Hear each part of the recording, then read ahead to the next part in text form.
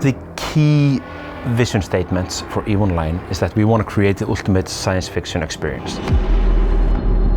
The Solstice event will start on June 20th and run for 11 days to July 1st, and players will be able to deploy 24/7. We're actually building on a lot of the great work that happened in playtests from December and up till now, but there's a lot that has changed.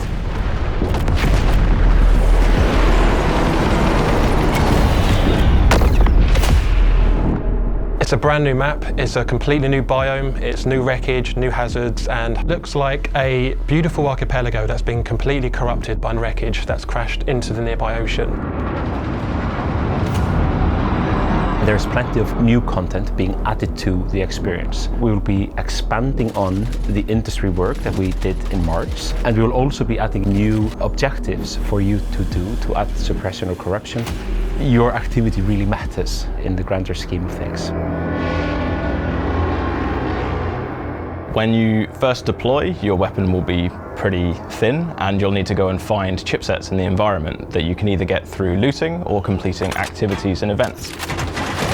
It's got the 3 new activities, which are the secured salvage sites, the mining rights, and then these escape pods, which are strewn all over the landscape that you can go and hack open with your mining laser.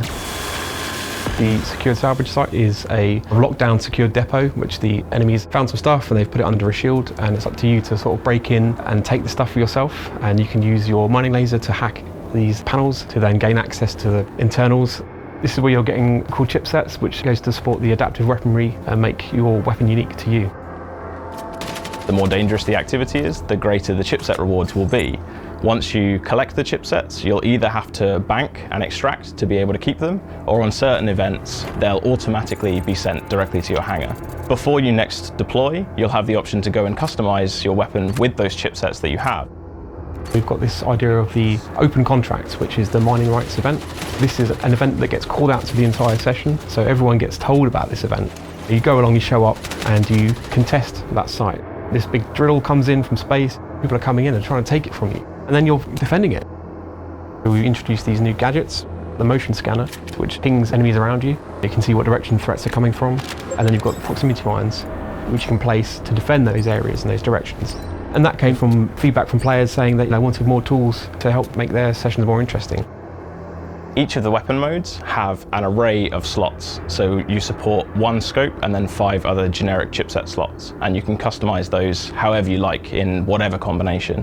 You have 2 of these different modes, and those will define the 2 weapon types that you have that you can switch between on the fly. You're going to be feeling a lot of weapon sway, you're going to feel the weapon kind of pushing against you a little bit. This makes the weapon feel much more alive, make it feel a lot more visceral in your hand.